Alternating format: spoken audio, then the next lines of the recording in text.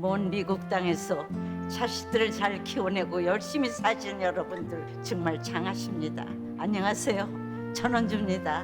전쟁도 가난도 겪은 우리 세대는 참 눈물겨운 세월을 살았죠. 아메리칸 드림을 이루기까지 여러분들의 세월이야 어떠셨겠습니까? 건강 관련 프로그램에 출연하면서 요즘 제가 깨달은 건요, 양 한 방을 잘 결합하는 게 최고의 건강 관리라는 겁니다. 클레버 케어, 메디케어 어드밴티지 플랜 아세요? 양방과 한방의 좋은 혜택들을 쏙쏙 뽑아서 제공해주는 똘똘한 플랜이더군요. 우리 한인의 건강 문화도 이해하고 실력 있는 한국 의사와 전문의를 척척 연결해 준다니 얼마나 똘똘합니까? 이제 우리도 똘똘한 클레버 케어 플랜으로 150까지만 사십시다.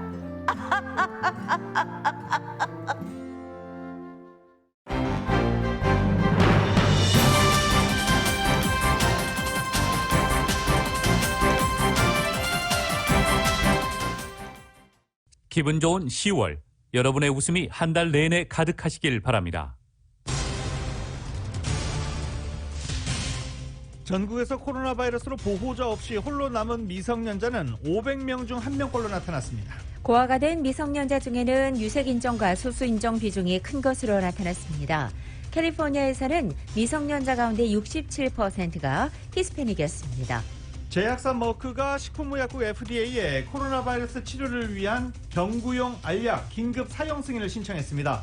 10월 안에 긴급 사용 승인될 것으로 전망됩니다. 앤서니 파우치 소장이 올해 할로윈 데이와 관련해 백신 접종을 하고 야외에서 즐길 것을 권고했습니다. CDC 역시 트릭 오어 트릿은 소규모로 진행할 것을 권고한 바 있습니다. 사우스웨스트 항공의 여객기 운항 취소와 연기가 지난 주말부터 오늘까지 이어지고 있습니다. 오늘 오전 현재 348편의 사우스웨스트 항공이 취소됐고 271편이 연기됐습니다. 한편 사우스웨스트 항공사는 현재 취소된 연기의 이유를 밝히지 않고 있습니다. 항공기 조종사 승무원들이 백신 접종 의무화에 반대하는 파업이 그 원인으로 추측됩니다.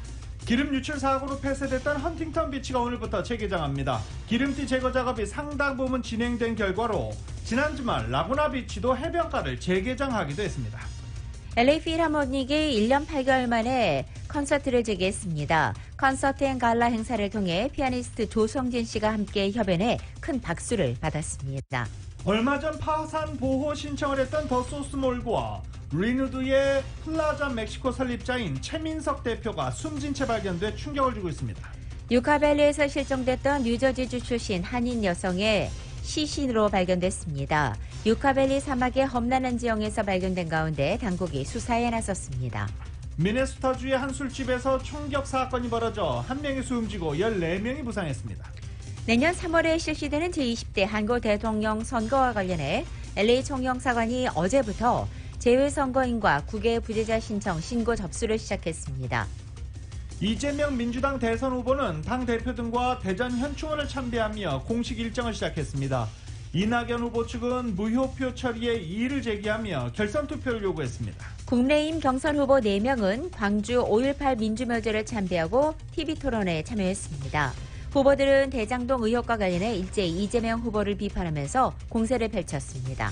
PGA 투어 슈라이너스 대회에서는 임성재 선수가, LPGA 투어 커그니젠트 파운드스컵에서는 고진영 선수가 나란히 우승컵을 들어올렸습니다. 아메리칸 리그 내셔널리그 디비전 시리즈가 오늘 4경기 펼쳐집니다. LA 다저스는 샌프란시스코와 1승 1패로 맞선 가운데 오늘 저녁 6시 30분 3차전을 갖습니다. 오늘 뉴욕 증시는 상승 출발하고 있습니다. 원달러 환율은 1194.6원입니다. 남가주 오늘 대체로 맑겠고 지역에 따라 다소 강한 바람이 불겠습니다. 한인타운의 낮 최고 기온은 71도 예상됩니다. 이 시간 주요 뉴스는 미주 취양 30주년을 맞은 아시아나항공, 지난 30년간 함께해 주신 성원에 감사드리며 앞으로도 정성을 다하는 서비스와 쾌적한 최신 항공기로 안전하고 편안하게 모실 것을 약속드립니다. 아시아나항공 제공입니다. 여러분 안녕하십니까? 김윤정입니다. 안녕하십니까? 유지승입니다. 2021년 10월 11일 월요일 라디오설 모닝뉴스 2부입니다. LA 카운티의 어제 하루 코로나 바이러스 신규 확진자 수는 1,195명으로 집계되고 있습니다. 사망자 숫자는 28명으로 집계가 돼서 LA 카운티의 코로나 바이러스 누적 확진자 146만 9,790명, 그리고 누적 사망자 숫자는 26,308명으로 집계되고 있습니다. 이런 상황에서 관련 수치 계속 하락하고 있고 입원 환자 숫자도 한 달 이상 지속적으로 계속 내려가고 있습니다. 어제 코로나 바이러스로 인한 LA 카운티 지역의 병원에 입원한 환자 수는 656명으로 나타났습니다. LA에서 지난 한 달 동안 코로나에 가장 많이 감염된 인종은 흑인과 라티노로 나타났습니다. 지난 8월 29일부터 9월 25일 사이 코로나 감염 비율이 가장 높은 그룹을 조사해 본 결과 백신 접종을 하지 않은 흑인과 라티노들로 확인됐다고 밝힌 것입니다. LA 카운티 보건당국은 인구 10만 명당 신규 감염이 백신 미접종 흑인과 라티노로 각각 594명, 587명이라고 발표했습니다. LA 카운티 보건당국은 모든 인종과 민족을 초월해 백신 미접종자들이 백신 접종자들보다 평균 2~3배 더 높은 감염률을 보였다고 밝혔습니다.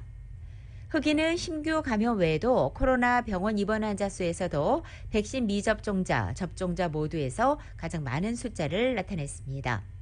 또 백신 미접종자들 가운데 사망자 숫자에서도 백인이 라티노와 흑인을 제치고 가장 높은 것으로 확인됐는데 그 차이는 크지 않고 근소해 세 개의 인종 그룹이 거의 비슷한 모습을 나타내기도 했습니다. 바바라 페레오 LA 카운티 보건국장은 흑인과 라티노가 가장 높은 병원 입원율과 사망률을 기록한 것과 관련해서 평소 의료 시스템 접근권이 공평하지 않다는 것을 보여주는 매우 비극적 결과라고 생각한다고 밝혔습니다. LA 카운티 셰리프국이 공무원들의 백신 접종 의무화를 강요하지 않겠다는 입장을 밝혔습니다. LA 카운티는 지난 1일까지 카운티 공무원들은 백신 접종을 완료했어야 합니다. 하지만 알렉스 비아누에바 LA 셰리프 국장은 백신 접종 의무화를 따를 계획이 없다라고 밝혔습니다. 셰리프 직원들이 해고를 받아들이겠다는 입장을 취하고 있다며 백신 접종 강요하지 않겠다라는 이유를 설명하기도 했습니다. 백신 접종 의무화로 인해서 현장 근무원 최대 10%의 직원들을 잃을 수는 없는 상황이라고 덧붙이기도 했습니다. 미국의 제약사 머크가 코로나 바이러스 치료를 위해 개발한 알약의 긴급 사용 승인을 식품의약국 FDA에 신청했습니다. 머크사는 오늘 아침 성명을 통해 경미하거나 보통 수준의 증세를 보이지만 중증으로 진행할 위험이 있는 코로나 환자들에 대한 경구용 치료제인 몰누피라비르의 미국 내 긴급 사용을 승인해달라고 신청했다고 밝힌 것입니다. 이에 따라 FDA는 승인 여부를 결정하기 위해 이 약의 안전성과 유효성에 대한 데이터를 면밀히 검토할 예정입니다. FDA 결정은 몇 주 안에 나올 것으로 전망되고 FDA가 심사를 거쳐 긴급 사용을 허가하면 이 경구용 치료제는 첫 코로나 알약 치료제가 되는 것입니다. 아스트라제네카가 개발 중인 코로나 바이러스 항체 치료제가 후기 단계 임상시험에서 중증 사망 위험을 절반 줄이는 효과를 냈다고 밝혔습니다. 다니엘 클론 항체 조합체인 이 새로운 항체 치료제가 임상 3상에서 중증이나 사망 위험을 50%까지 낮췄다고 발표한 것입니다. 주사기로 주입하는 이 치료제는 예방과 치료에서 모두 가능성을 보여준 첫 사례로 로이터 통신은 전하기도 있습니다. 아스트라제네카 코로나 바이러스 백신은 한국에서는 사용되지만 미국에서는 사용되지 않고 있는 상황입니다. 하지만 이 주사 치료제는 FDA의 긴급 사용 승인을 아스트라제네카는 신청한 상태입니다. 코로나 대유행을 겪으면서 보호자를 잃고 혼자가 된 미성년자가 이건 미국에서만 14만 명에 이른다는 조사 결과가 나왔습니다. 미성년자 500명 가운데 1명이 보호자를 잃고 있다는 것인데 특히 인종 간의 격차가 두드러지게 나타났습니다. KBS의 보도입니다. 미국에서 코로나19로 부모를 잃거나 보호 없이 살게 된 미성년자가 14만 명에 달하는 것으로 조사됐습니다. 미국 질병통제예방센터 연구진과 대학 연구팀 등이 지난해 4월부터 올해 6월까지 조사한 결과 18살 미만 미성년자 12만 명은 부모나 조부모 등 1차 보호자를, 2만 2천 명은 기본적 보호를 해줄 수 있는 2차 보호자를 코로나19로 잃은 것으로 조사됐습니다. 이는 미국 미성년자 500명 중 1명꼴이라고 연구진은 밝혔습니다. 미국에서 코로나19로 사망하는 사람의 4명 중 1명은 돌봐야 할 아이가 있다는 겁니다. 연구진은 특히 인종 간 격차가 두드러지게 나타나는 데 주목했습니다. 백인 미성년자에 비해 흑인, 라틴계, 아시아계 어린이가 보호자를 잃은 경우가 훨씬 많았습니다. 인디언 원주민이나 흑인, 히스패닉이 코로나19로 보호자를 잃을 가능성은 백인에 비해 1.8배에서 4.5배까지 높았습니다. 백인에 비해 유색인종의 코로나19 감염률이 높은 점이 반영된 겁니다. 보고서는 코로나19로 우리 사회의 인종, 지역 간 불균형이 극명하게 대비됐다고 지적했습니다.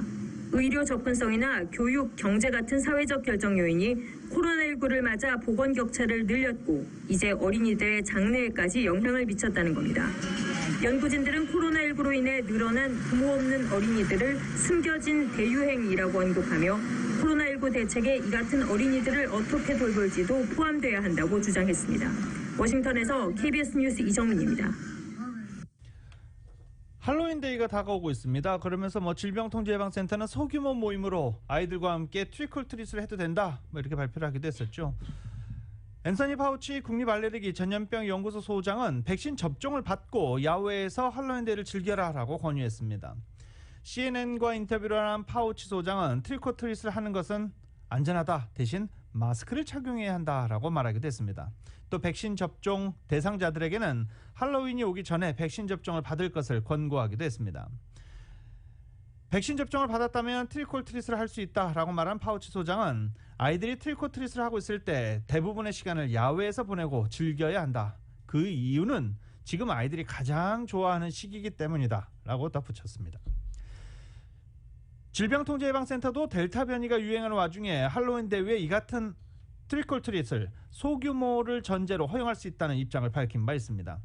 파우치 소장은 이 같은 전제로 할로윈을 즐길 것을 권하면서도 아직은 전면적인 승리를 선언할 때는 아니다라고 강조하기도 했습니다. 또 연말 휴가철이 다가오는 시점에서 코로나 바이러스 확진자 감소라는 좋은 소식을 축하해야 하지만 코로나 바이러스에 대한 전면 승리는 아직 아니다라고 말하면서 아직도 백신 접종 대상자 중 약 6,800만 명이 백신 접종을 받지 않았다라고 지적했습니다. 라디오솔 모닝뉴스 2부 미국과 로컬 소식은 많은 것이 바뀌었지만 함께하는 가족이 있어 힘이 납니다. 또 하나의 가족 오픈뱅크 제공입니다.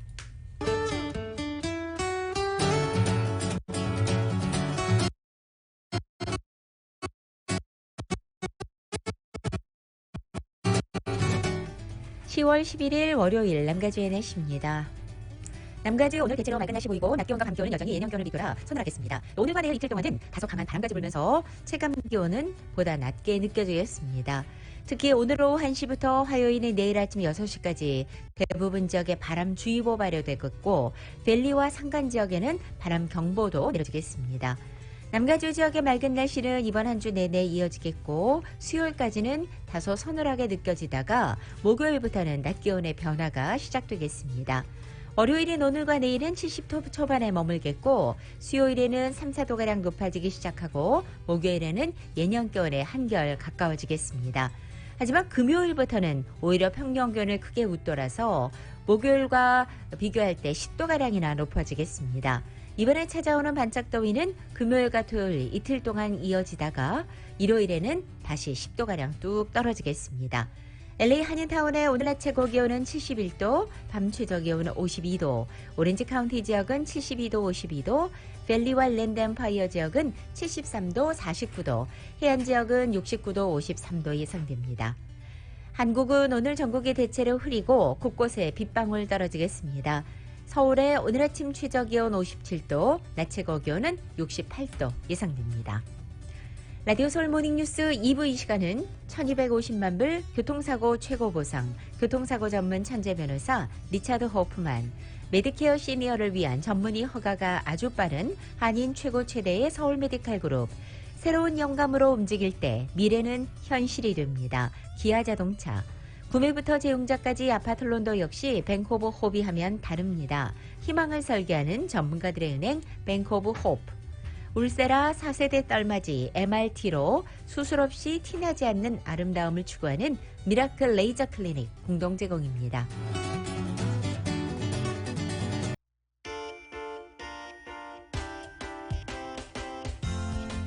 라디오 솔모닝 뉴스 2부 이 시각 현재 프리웨이 교통 상황입니다. 210번 이스트 선상입니다. 아주사 에비뉴와 만나는 지점 이중 추돌 사고 있습니다. 다음은 10번 웨스트 선상 뿌엔테 에비뉴와 만나는 지점 첫 번째 레인에 철제로 만들어진 바 하나가 떨어져 있습니다. 405 사우스 선상입니다. 101 놀스로 연결되는 지점 이중 추돌 사고 있습니다. 210번 웨스트 선상 마운튼 에비뉴로 내리는 지점에도 이중 추돌 사고 있습니다. 참고하시고 안전운전하시기 바랍니다.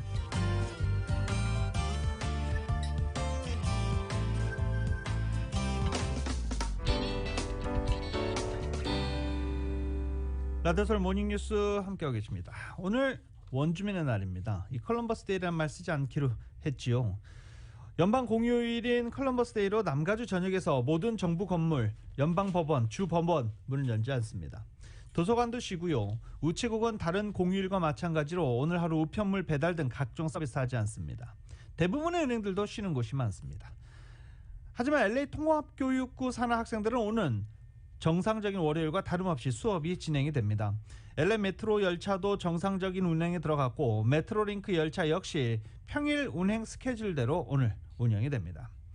이 컬럼버스 데이의 가혹한 식민지 역사에 대한 논란 때문에 컬럼버스 데이를 기리는 행위를 비판하는 목소리가 늘어나고 있고 컬럼버스 데이 폐지하고 LA 시의회도 지난 2017년부터 원주민의 날로 정하는 시 조례를 통과시키기도 했습니다. 그래서 LA 시의회에서는 LA에서는 원주민의 날로 불리기도 했습니다. 조 바이든 대통령도 지난 주말 공식적으로 10월 둘째 주를 원주민의 날로 선언하기도 했습니다.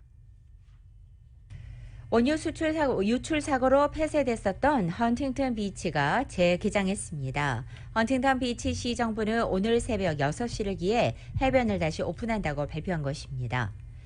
당국은 독립적인 계약업체를 고용해 40여 곳에서 바다와 습지에서 실시한 수질 조사 결과 원유와 관련된 독성이 발견되지 않았다며 해변을 다시 재개장한다고 발표한 것입니다. 헌팅턴 비치 시장은 주민들과 방문객들의 건강과 안전이 가장 중요하다며 해변이 관광과 경제, 전반적인 생계에 미치는 중요성도 인지하고 있다면서 해변 리오픈의 결정은 데이터에 기반하고 앞으로도 지속적으로 수질을 주시해 관리하겠다고 밝혔습니다.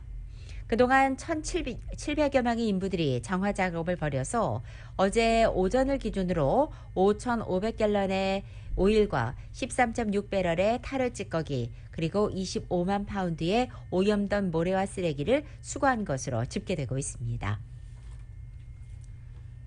제20대 한국 대통령 선거가 3월 9일입니다. LA 총영사관이 어제부터 총영사관 2층 다목적실에 마련된 접수처에서 국외 부재자 신고와 재외선거인 등록 신청 접수를 시작했습니다.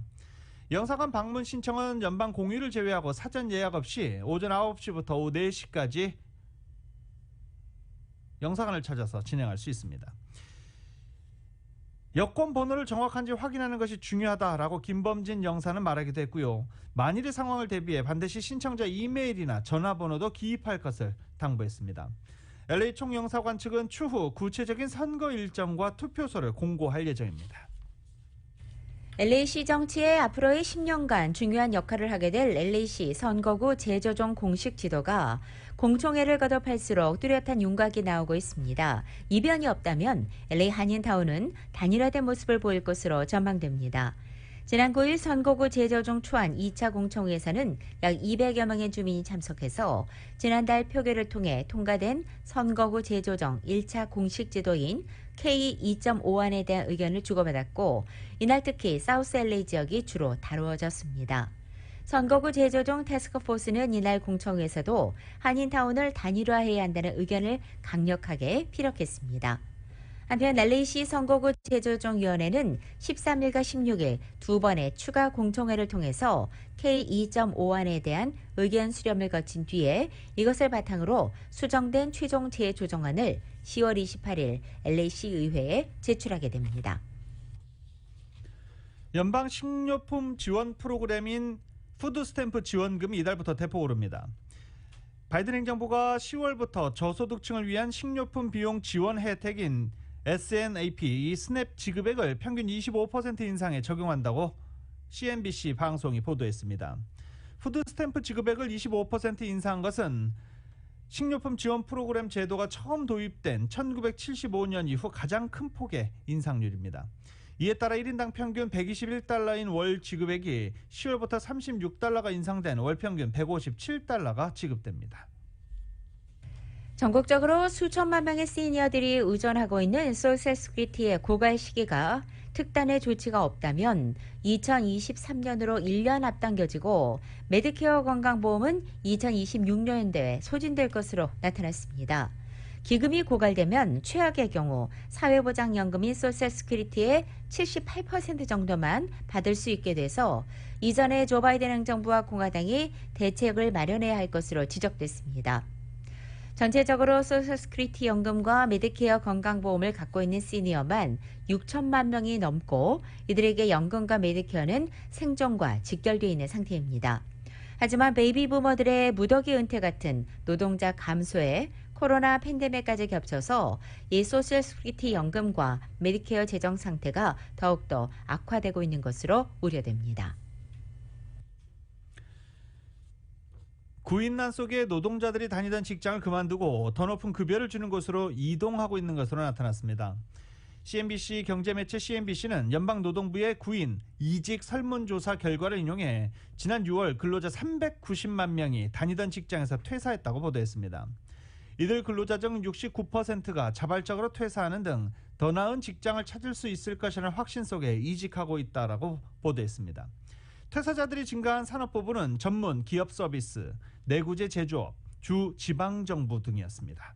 퇴사를 통해 더 새로운 일자리를 찾은 이들은 임금에서도 일반적인 경우보다 훨씬 더 좋은 조건을 제시받고 있는 것으로 나타났습니다. 맥도날드사가 교사 감사 주간을 맞아 교사와 교직원들에게 무료 아침을 제공한다고 발표했습니다. 맥도날드사는 지난해 코로나 팬데믹 최전방에서 써온 헬스케어 종사자들에게 무료로 식사를 제공한 데 이어서 올해는 각급 학교 교사와 교직원들에게 무료 아침 식사를 제공한다고 발표한 것입니다. 맥도날드는 바로 오늘 11일부터 15일까지 학교 교사, 교직원, 그리고 스태프들에게 무료 아침 식사를 제공한다면서 무료 아침을 먹으며 기쁜 마음으로 밝은 하루를 시작하길 바란다라고 전했습니다. 교사와 교직원들은 맥도날드에 아침 메뉴를 제공하는 시간대에 찾아가 자신의 업무용 신분증을 제시하면 됩니다. LA 국제공항이 공항 인근 도로 트래픽 완화 및 고객 서비스 개선을 위해서 60억 달러 규모의 초대형 공항 터미널 현대화 프로젝트를 확정했습니다. LA시 공항감독위원회는 공항 인근 도로 트래픽 감소 및 고객 서비스 개선 등을 위한 LAX 공항 터미널 현대화 프로젝트에 대해서 최종 승인을 위해 LA시 의회로 송부했다라고 밝혔습니다. LAX 지역을 관할하는 마이크 보니 시의원은 LA 국제공항의 현대화 프로젝트는 세계 최고 공항을 만드는 데 일조할 것이라며 해당 프로젝트 추진과 함께 공항 인근 주민들에게도 공항 직원들에게도 최상급의 기회와 혜택을 제공하는 게 동등하게 중요하다라고 말했습니다. 이 프로젝트가 시행되면 앞으로 4,700개의 새로운 장기적인 일자리와 수천 개의 건설업 일자리가 생겨날 것으로 기대되고 있습니다. 사우스웨스트 항공사가 어제와 오늘 항공편을 대거 취소하면서 고객들의 큰 불편을 겪었습니다. 오늘 아침 현재 348편이 취소됐고 271편이 연기된 상태입니다. 연방항공국 FAA는 하지만 보도자료를 통해 대부분의 직원 부족으로 인해 항공편의 연착이 불가피한 경우는 일부 있었지만 관제를 이유로 취소된 항공편은 8일 이후 없었다고 설명하게 됐습니다. 특히 당국은 항공편들의 연착과 취소는 8일 오후에만 발생했고 직원 부족으로 인해 플로리다 잭슨빌 방향의 관제 상태가 고르지 못했다고 발표했습니다. 당국의 발표로 사실상 사우스웨스트가 다소 과다한 숫자의 항공편을 취소했다는 비난이 쏟아지고 있습니다. 사우스웨스트 항공사 측은 지난주 직원 모두에게 백신 접종을 의무화한 바 있는데 접종을 받지 않은 직원과 조종사들이 업무를 거부하면서 직원 부족 상황이 불가피한 것으로 알려지고 있습니다. 반면 사우스웨스트의 조종사협회는 어제 보도자료를 통해 이번 사태는 사측의 준비와 계획 부족이 빚어낸 것이며 실제 백신과 관련된 어떠한 집단 행동이나 업무 투입 거부 행동은 없다고 설명했습니다. 항공사 측은 불편을 겪은 고객들에게는 사과하고 서비스 개선을 다짐하고 있습니다.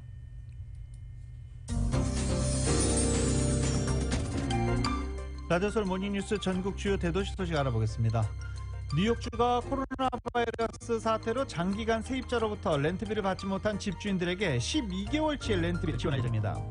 캐시 호쿨 뉴욕 주지사는 총 1억 2,500만 달러 규모의 랜드로드 렌트비 지원 프로그램을 발표하고 장기간 세입자로부터 렌트비를 받지 못해 재정적 어려움을 겪고 있는 집주인들의 신청을 당부했습니다. 뉴저지 버겐 카운티 정부가 연방이민세관 단속국인 아이스와 맺은 카운티 구치소의 불법 체류자 구금 계약을 전격 종료했습니다.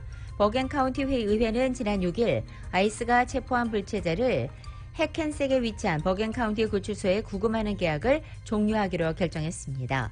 이번 계약 종료 작업에 따라 아이스는 버겐 카운티 구치소에 구금돼 있는 24명의 불법 체류자를 45일 이내로 다른 곳으로 이동시켜야 합니다.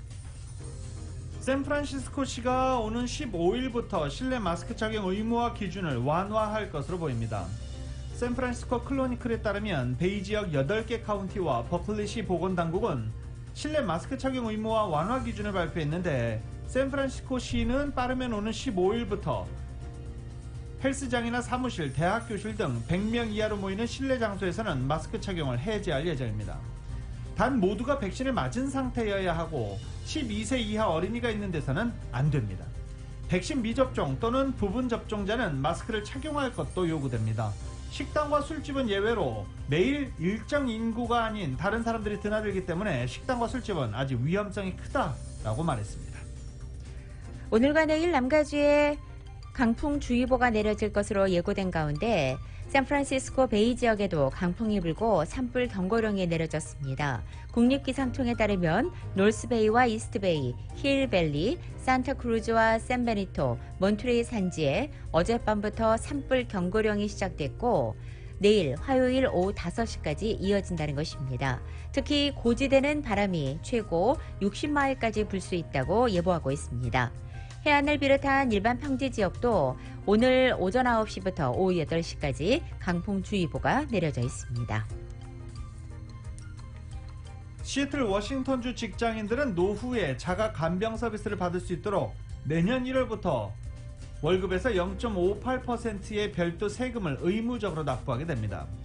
지난 2019년 전국 최초로 제정된 워싱턴주 장기 건강관리 신탁기금법에 따라 징수되는 이 세금은 주정부 구제보험인 메디케이드 지출을 2052년까지 약 39억 달러 줄이고 해당 납세자들이 받는 각종 간병 서비스를 위해서 2025년부터 1인당 최고 36,500달러까지 지급할 예정입니다.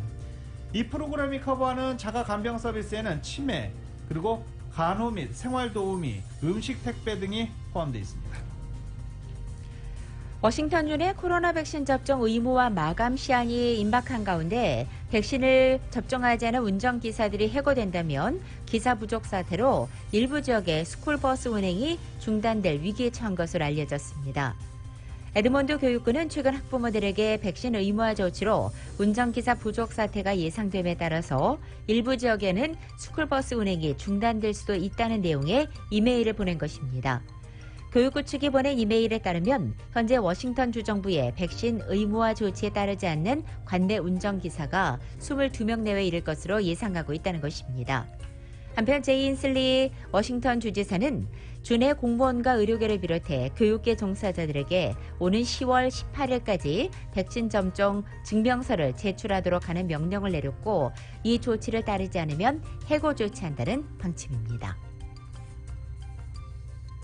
하와이 주립대 전염병학 교수 드울러 울폰 박사가 매우 불만스럽다라고 현 실태를 비판했습니다. 주 보건국이 대변인 이메일을 통해서 코로나 감염자, 사망자 수가 많은 관계로 전염병 학계 관계자들에게 매일 발송해오던 이메일을 더 이상 보내지 않을 것이란 방침을 언론에 밝힌 것과 관련해 이 사태를 비판한 것입니다. 코로나 감염자 수가 줄어들고 있는 상황에서 보건국의 방침은 이해하기 힘들다는 비판의 목소리가 되고 있지만 보건국은 아직 공식적인 입장 발표를 내놓지 않은 상황입니다. 어젯밤 알래스카주 앵커리지 남서쪽 670km 해역에서 규모 6.5의 지진이 발생했습니다. 진앙은 북위 56.27도, 서경 156.55도이며 지진 발생 깊이는 46km로 알려졌습니다. 이상 전국 주요 대도시 소식 알아봤습니다.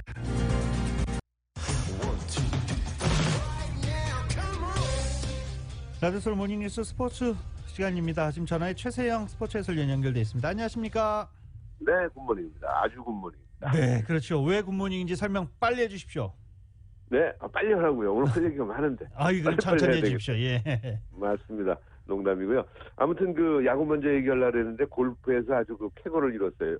남자와 여자가 동시 LPGA, PGA 투어에서 동반 우승이 나왔는데요. 임성재 선수가 어제 라스베가스 TPC 서머린에서 열린 휴라이너 칠드런스 오픈에서요. 버디만 9개, 정말 대단한 기록이죠. 버디만 9개, 노보기, 만점 플레이로 4라운드 합계 24언더파를 기록했습니다. 그래서 작년 3월 혼다 클래식 이후 1년 7개월 만에 PGA 투어 2승을 달성, 상금 126만 달러를 거머쥐었습니다. 그래서 임성재 선수는 이제 나이가 23살밖에 안 되기 때문에 앞으로의 가능성은 최경주가 이제 그 약간은 어찌 보면 PGA 투어보다는 시니어 투어로 빠졌잖아요. 그렇기 때문에 물론 PGA 투어 뛰고 있지만 임성재 선수가 포스트 최경주로서의 그 가능성을 많이 보이고 있다, 이런 소식이 들어와 있고요. 그리고 바로 몇 시간 전에 끝난 LPGA 투어 코크니 런트 파운더스 배트, 이게 복잡하네요.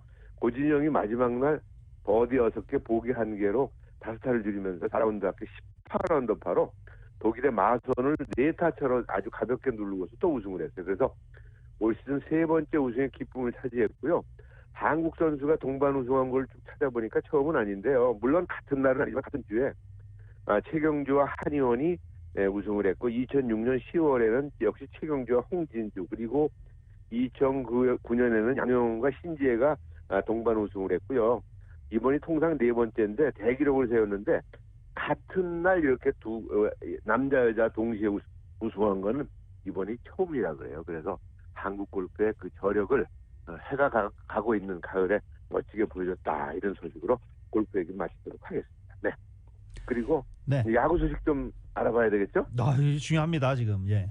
지금 그 난리예요, 난리. 그래 난리가 났는데 제가 좀 사실 야구 경기 결과보다도 먼저 말씀드리고 싶은 거는, 제가 친구들하고 이렇게 모여가지고 3, 3, 5, 4, 4 이렇게 모여서 이렇게 야구 보는 재미도 쏠쏠하잖아요. 저희 식사하면서요. 네. 그런데 참 그 식당 주인들의 협조를 너무 안 해주세요. 안 틀어주세요, TV를. 이유가 있으시겠죠. 예상. 네. 예? 이유가 있으시겠죠. 네. 이유가 뭔지 아세요? 이유 먼저 말씀드릴까? 오래 앉아있으면 장사 안 된다고. 그래서 저도 4-5 군데를 전전하다 결국은 스포츠에 가서 서서 봤는데, 요렇게 좀 1년에 한 번 정도 이렇게 교포사회에서 모여서들 다저스 응원도 하고, 약주도 한잔하면서 이렇게, 그것도 굉장히 좋을 것 같은데, 아무튼 그 식당 하시는 분들이 좀 도와주셨으면 하는 생각이 드는 가운데, 오늘 드디어 이제 3차전을 맞이하는 LA 다저스죠.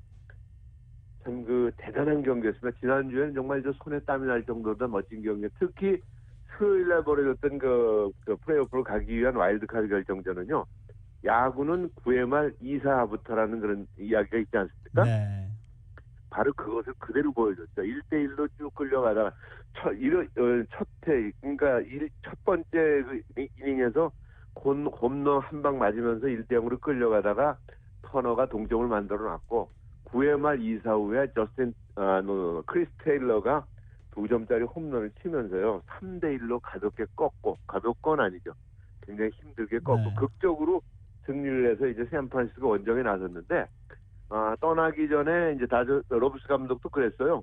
아무튼 나가서 샌프란시스코 가서 무조건 1승은 건져 갖고 와야 된다라고 이제 생각을 하고 선수들에게 다짐을 갖고 떠났는데, 첫날 4대0으로 그냥 무너지고 말았잖아요. 그래서 두 번째에서 또 지면은 좀 더 어려워지는데, 막 잘못해서 안방에서 그 샌프란시스코 승리하는 그것을 지켜봐야 되는 그런 상황이 됐었는데, 정말로 타격이 살아나면서 9대2로 왕창 점수를 때렸습니다. 그래서 9대2로 누르면서 1승 1패. 그래서 다저스가 목표했던 1승은 건지고 오늘 돌아오기 때문에 오늘 저녁에 벌어지는 경기가 엄청나게 재미있는 경기가 될 것 같아서 이렇게 제가 약간은 이제 아침부터 흥분해서 말씀드리고 네. 있습니다.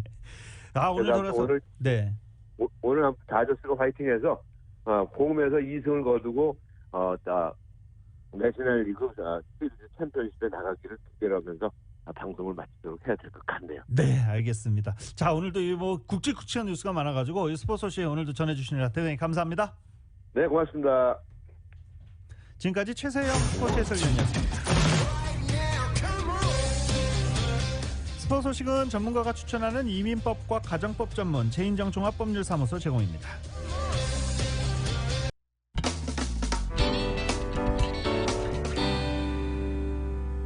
라디오솔 모닝뉴스 함께하고 계십니다. 올해 노벨 경제학상은 노동경제학과 실증적 경제학 연구 방법론 발전에 공헌한 데이비 카드, 조슈아 앵글리스트, 휘도 인버스 등 3명에게 돌아갔습니다.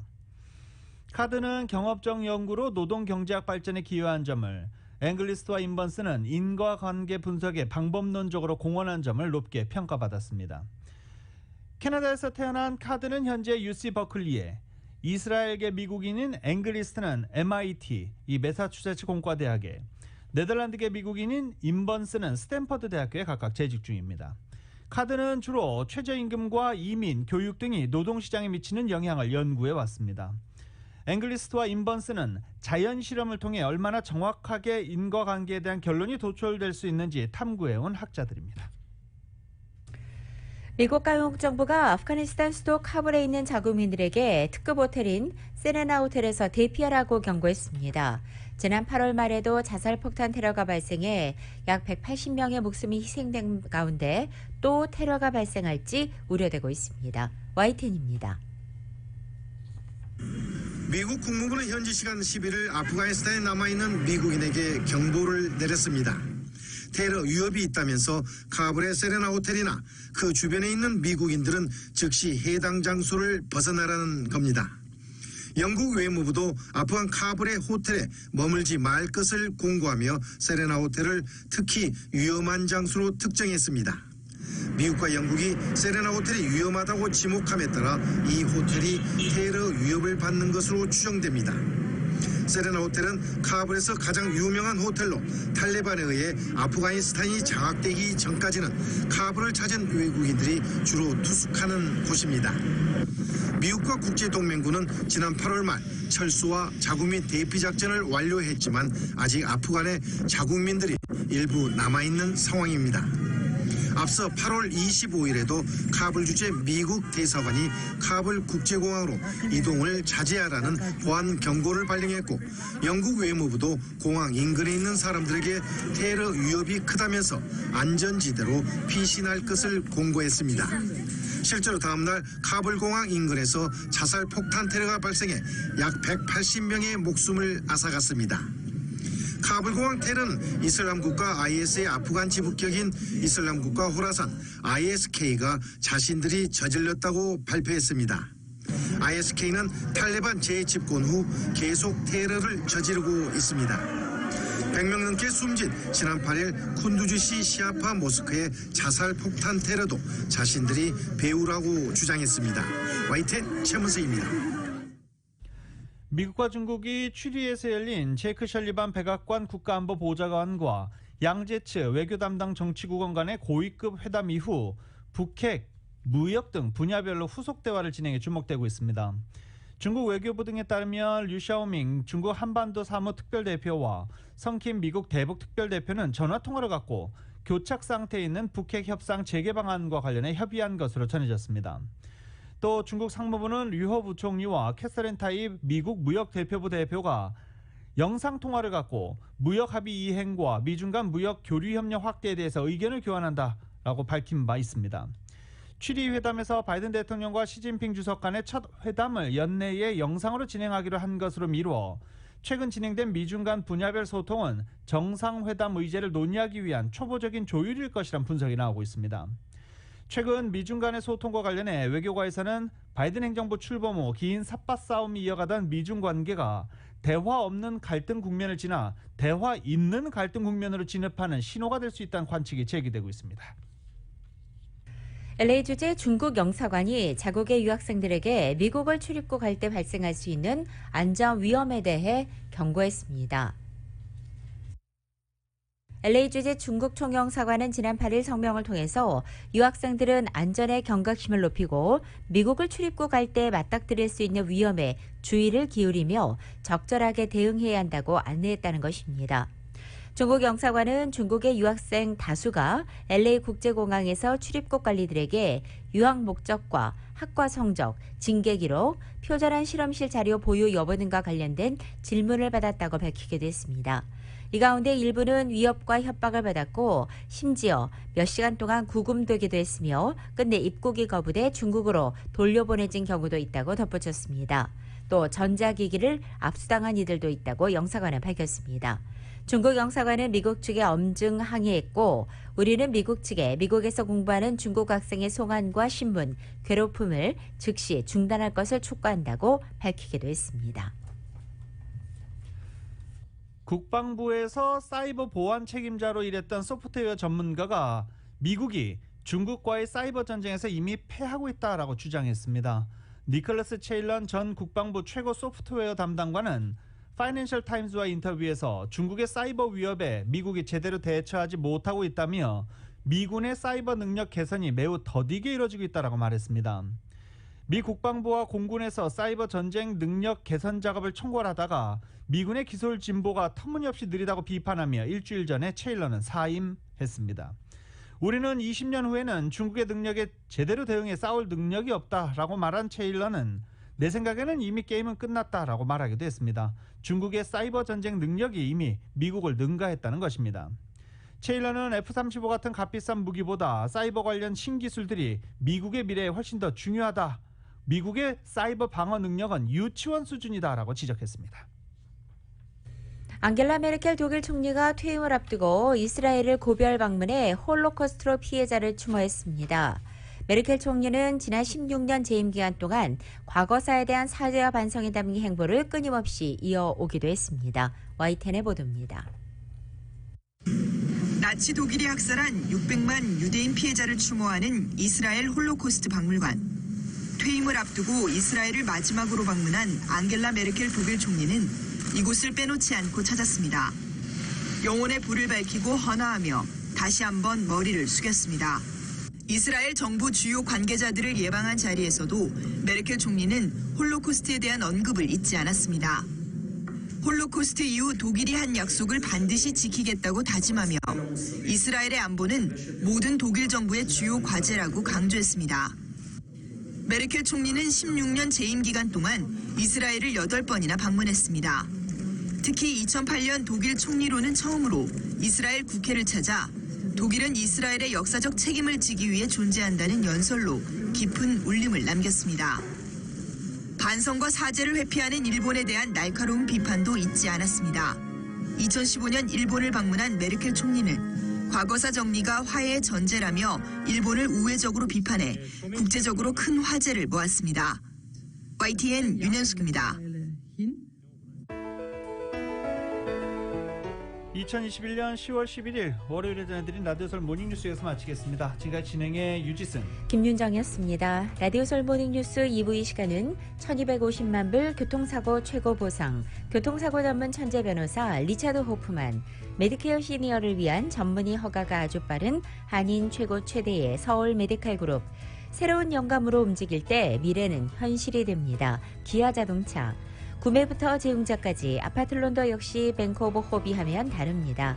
희망을 설계하는 전문가들의 은행 뱅크 오브 홉, 울세라 4세대 썰맞이 MRT로 수술 없이 티나지 않는 아름다움을 추구하는 미라클 레이저 클리닉 공동 제공이었습니다. 잠시 후 9시에는 강희실의 오늘의 미국이 방송됩니다. 함께해 주신 여러분 고맙습니다.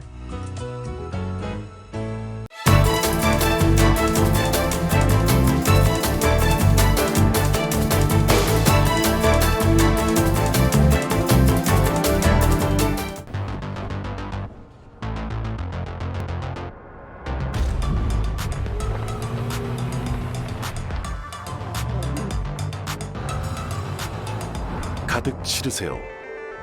원하는 건 무엇이든 초대형 그림도 거뜬하죠. 언제나 기아 카니발 MPV는 자신있게 말합니다. 당신의 다음 도전은 무엇인가요?